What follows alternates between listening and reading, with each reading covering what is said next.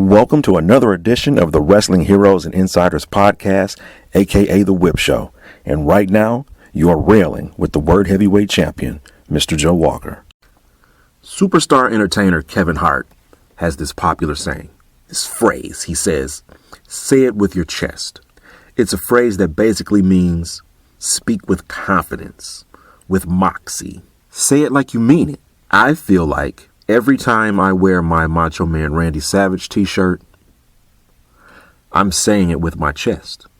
I'm saying, without actually saying a word, that I am a fan of the Macho Man Randy Savage. This is a performer who is very important to me as a child and as an adult. I followed his career. I love Macho Man. And a lot of other people do too. And miss him. Really wish he was still alive, may he rest in peace, to be a part of professional wrestling today. I was out grocery shopping, finished what I went in the store to get, just loaded my groceries in my automobile, and in the front seat of my vehicle, I keep a small travel size hand sanitizer. When I got in my vehicle after grocery shopping, I noticed that it was empty. I didn't notice before I left, or I would have refilled it. So anyway, it was empty. So I decided to go back into the store with the bottle. And at the front of the store where they have their greeter, they have one of those giant, like 2-gallon size complimentary hand sanitizer pumps. And I asked the greeter, I say, "Is it okay if I use this pump to refill my little sanitizer bottle?" And he was like, "Of course, I don't see why not. Plus, you get bonus points for that t-shirt," pointing to the Macho Man t-shirt I was wearing, which made me smile. He smiled. And immediately there was a connection there because a wrestling fan acknowledging another wrestling fan, another member of the community.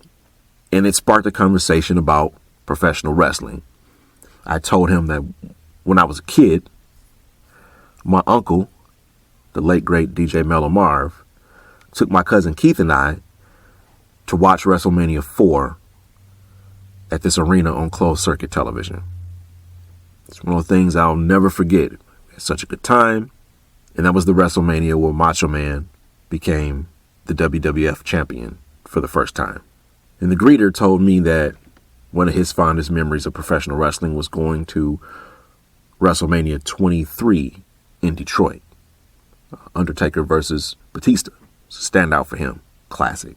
It's one of his favorite match.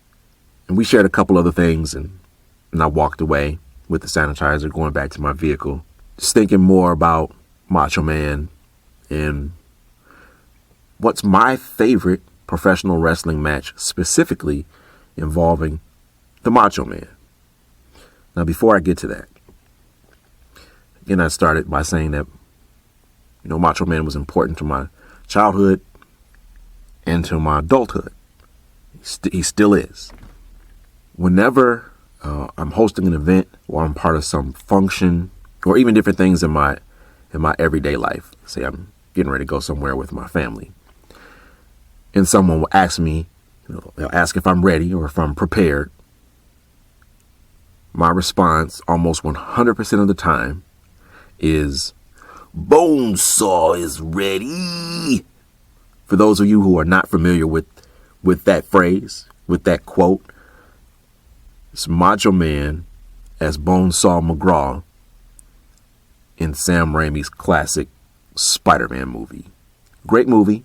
That scene where Spider-Man challenges Bonesaw in a cage match for some money. He had to last 3 minutes in a cage with Bonesaw. It's my favorite scene in the movie. I remember going to see the movie and how cool it was to see Macho Man in it. And I had no idea that Macho Man was even in the movie. And how cool it was to see him. But that line, the "Bonesaw is ready" line, really stood out. It made me laugh. It still makes me smile when I hear it. I say it's one of those things that I just say often, depending on the situation where it's appropriate to say it. Again, I'm leaving the grocery store, my sanitizer. I'm walking to my vehicle, and I'm thinking Bonesaw is ready to acknowledge to myself what my favorite Macho Man match is. So what I thought about doing was like a top 5 or top 10 Macho Man matches building up to the number 1 match. And Macho Man's had a number of matches that I enjoyed. I liked when he was in Royal Rumble 92. I liked his Super Brawl match for the title against Sting. His feud with Diamond Dallas Page. It's another one of those standouts. It was so brutal. Like at that time, in that time period, when he and Diamond Dallas Page were feuding, really the most hard-hitting professional wrestling that you saw outside of Japan was, of course, ECW. And on U.S. television, you didn't often see a match or a series of matches that barbaric. They really went at each other. I remember the crutch. Man, using a crutch as a weapon. That was, I don't think I'd ever seen that before when that happened. And I just started playing other Macho Man matches, in my head. Him against Ultimate Warrior, which is bittersweet to me now because a cousin of mine, his favorite wrestler was Ultimate Warrior. My cousin passed away. So when I think of Warrior, it makes me sad now. I have this DVD of the greatest WrestleMania matches. Hulk Hogan versus Ultimate Warrior is on there, as well as Macho Man and Ultimate Warrior. Those are difficult to watch now. I can't honestly watch them without crying. I was at a farmer's market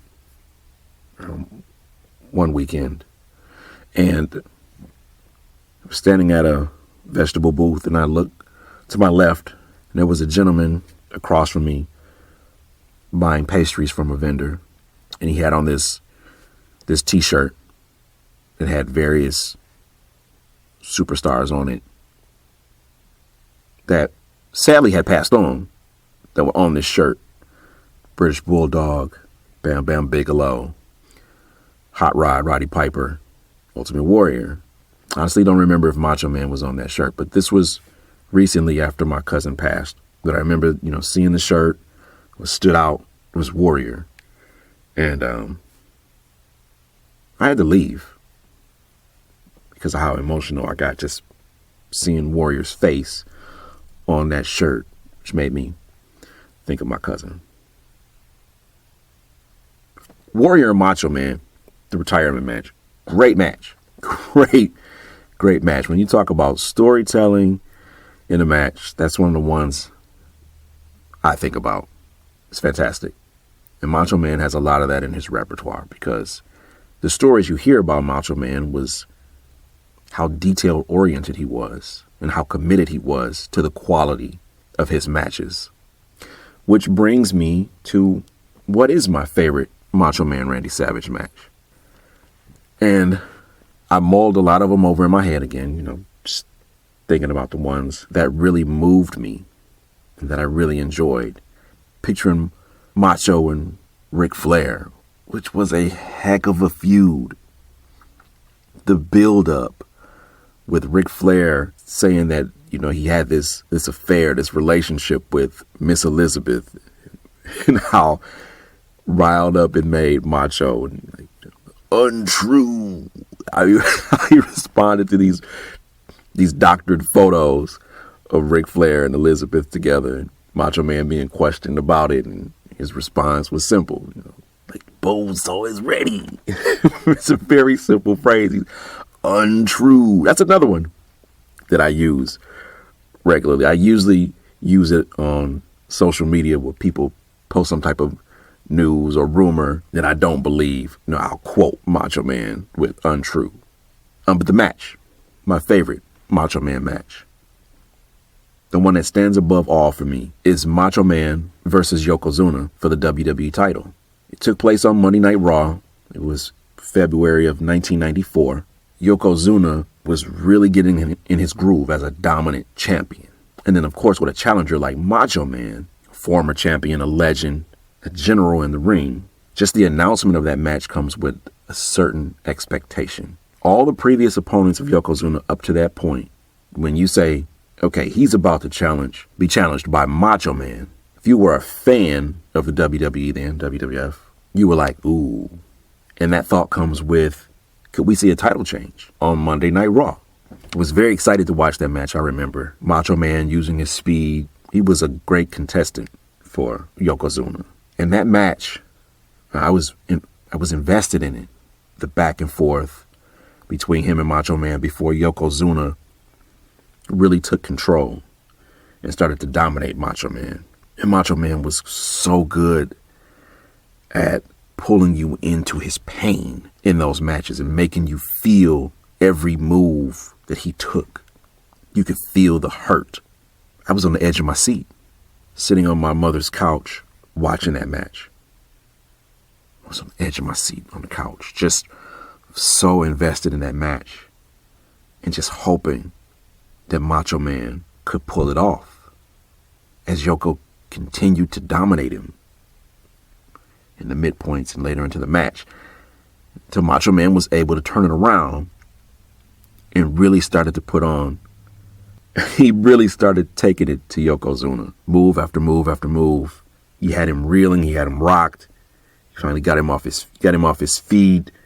He climbed the top turnbuckle. If I remember correctly, that was a long time ago, but if I remember correctly, if my memory serves me right, when Macho Man went to the top rope, and he went to the top turnbuckle to drop the elbow on Yokozuna, I think I jumped up off of my couch as if I was in the crowd there at Monday Night Raw watching. When he climbed that turnbuckle to drop the elbow on Yokozuna, I jumped up off of my couch. Standing up, he hits the elbow, boom! So excited. Macho Man is about to become WWE champion again and defeat Yokozuna. And then the match ends in a disqualification because at that point, Crush, who Macho Man was feuding with, interfered and cost Macho the match. He had Yokozuna beat. He had him beat. A WWE flaw that I do not enjoy. Shout out to Simon Miller with Walt Culture for always pointing out the DQ finishes and how unnecessary they could be at times and be overused. But that's one of those times where it was like, come on, man.